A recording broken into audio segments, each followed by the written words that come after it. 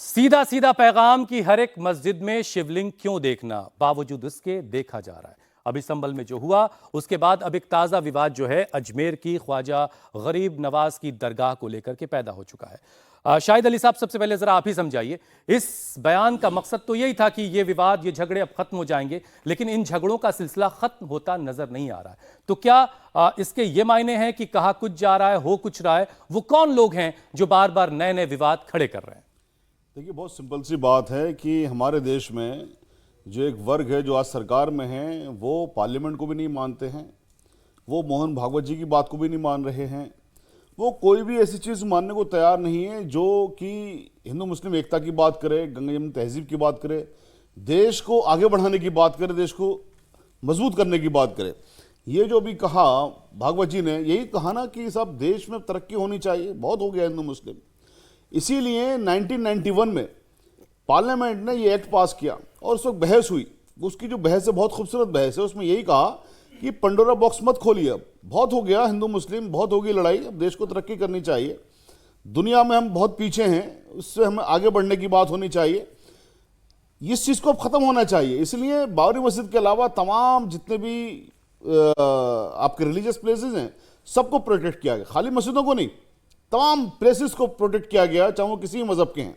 देखिए, जो माइनॉरिटी होती है वो डर में रहती है हमेशा, इसमें कोई शक की बात नहीं है। जो भी आप आसपास ले लीजिए, जो यहाँ बच्चे बैठे हुए हैं, वो जिस कॉलेज में पढ़ते होंगे वहाँ पर जो माइनॉरिटी होगा वो डर के रहेगा, और जो मेजोरिटी होगी वो हावी होकर रहती। तो मेजोरिटी का फर्ज ये बन जाता है कि माइनॉरिटी को प्रोटेक्ट करे। इसीलिए इसी वादे के साथ में हिंदुस्तान में मुसलमानों को रोका गया, मुसलमान रुके, यहाँ पर खुशी से रुके, एतमाद करके रुके अपने बड़े भाइयों पर, हिंदू भाइयों पर, कि यहाँ पर हमारे साथ में नाइंसाफी नहीं होगी।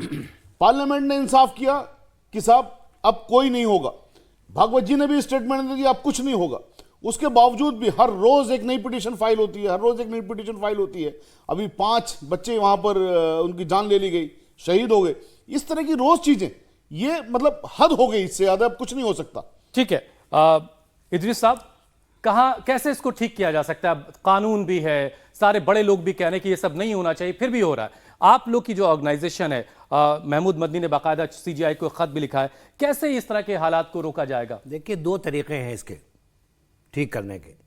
पहला तरीका तो यह है कि सरकार अपना रवैया बदले और जो कानून बना है, हिंदुस्तान का कानून है जो हिंदुस्तान में लागू है, उस कानून को पूरी तरह उस पर अमल करे।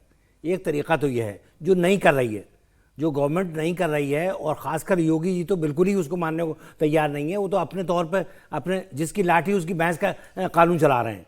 दूसरा यह है कि जो मेजॉरिटी है, जैसा शाहिद साहब ने कहा, जो मेजॉरिटी के लोग हैं जो ये समझते हैं कि मुल्क को तरक्की करना चाहिए, उनको भी माइनॉरिटी को प्रोटेक्ट करने का काम है। और इस तरह का अगर कोई रवैया, जो चंद लोग हैं, मैं कहता हूँ बहुत लोग नहीं हैं, ये बहुत थोड़े लोग हैं ऐसे जो कम्युनल फीलिंग पैदा करके इस तरह का माहौल बनाना चाहते हैं, उन पे जो हमारे हिंदू भाई हैं जो मेजॉरिटी में हैं, उनको भी अपना आवाज़ उठाना चाहिए कि हम इस तरह की चीज़ों को बर्दाश्त नहीं करेंगे। यही 2 तरीके हैं जिससे इस मुल्क में शांति और पीसफुल माहौल बन सकता है। इसके अलावा कोई चारा नहीं है। माजिद साहब, शायरों की बड़ी भूमिका होती है, वो जब कुछ कह रहे होते हैं तो बगैर तफरके के लोग सुनते हैं और बहुत खुश होकर के बात सुनी जाती है, बड़ी तारीफें होती हैं आपकी। तो आप कैसे देख रहे हैं और इसका कोई हल, कोई रेमेडी आपने अब तक खोजी है क्या? बहुत सारे हल हैं, लेकिन हमारे प्रोफेट ने एक जगह फरमाया, जिसे हम हदीस कहते हैं, इन्नमल आमालु बिन्नियात, अमल का दारोमदार आपकी नीयत पर है। और मेरी नीयत ये है कि उसके फ़रोग़ हुस्न से जमके है सब में नूर, शम्मे हरम हो या कि दिया सोमनाथ का। क्या बात है। मैं सिर्फ ये कहना चाहता हूँ कि शम्मे हरम का हिस्सा भी हम हैं और सोमनाथ के दिए की रोशनी भी हम हैं। तो सवाल ये है कि जब 2 शम्में जल रही हैं, ये इस मुल्क का वक़ार बढ़ रहा है, तो फिर ये ख्वाब कहाँ से आने लगे? हमारे फॉर्मर चीफ जस्टिस साहब को ख्वाब में आए भगवान श्री राम, मेरे ख्वाब में भी भगवान श्री राम आए, मर्यादा पुरुषोत्तम राम, और ख्वाब में आकर मुझे कहा कि माजिद देवबंदी जाओ इंडिया टीवी पर और वो बात करो जो मैं चाहता हूँ, यानी जो मर्यादा पुरुषोत्तम श्री राम चाहते हैं।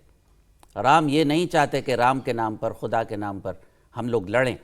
मर्यादा पुरुषोत्तम राम चाहते हैं कि इस हिंदुस्तान की अज़मतों में इजाफ़ा हो। हिंदू, मुसलमान, सिख, ईसाई सब ने इस मुल्क को आज़ाद कराया अंग्रेज़ों से, तो सबका हिस्सा है। अब ये कहा गया कि हमारे आपके पिछले फंक्शन में मैं आया था इस डिबेट में, ये कहा गया कि हमारे बड़े भाई हैं वो माइनॉरिटी का ख्याल रखें सराखों पर। लेकिन आज मैं फ़ख्र से एक बात बता रहा हूँ, इंडिया टीवी पूरी दुनिया देखती है, सबसे बड़ा चैनल है। रजत शर्मा साहब ने अभी 2 दिन पहले जो एक बात कही, उसको सोने के हरूफ से लिखने वाली वो बात है। उन्होंने कहा कि इतनी जल्दी क्या थी सर्वे में, संभल को लेकर के जो संभल को लेकर उन्होंने कहा, बहुत खूबसूरत जुमला कहा। यही जुमला कोई और कहता तो मुश्किल हो जाती।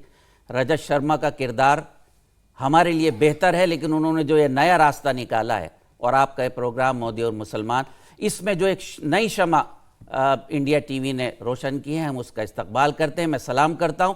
एक जुमला कहने की इजाज़त चाहता हूं, प्लीज प्लीज। ये ख्वाब आने का सिलसिला बंद कब होगा? और जनाब मेरी बात सुन लीजिए, इतने सारे मेरे दोस्त, मेरी बेटियां, मेरे बहन भाई बैठे हैं, कोई ख्वाब नहीं आता, ये सिर्फ तमाशे हैं, कोई ख्वाब नहीं आता। अगर ख्वाब आने से सब कुछ हो जाया करता तो फिर इस मुल्क का मुस्तकबिल संवर जाया करता। ख्वाब तो हमारे मोदी जी को भी आया था, गंगा ने उन्हें बुलाया था, लेकिन वही गंगा, वही बनारस जहां से मोदी जी जीत कर आते हैं प्रधानमंत्री, 300 से ज़्यादा मंदिरों को तोड़ा गया। मैं मुसलमान हूं, मुझे अफसोस है इसका। मैं ना किसी मंदिर को टूटा हुआ देखना चाहता, ना किसी मस्जिद को देखना चाहता।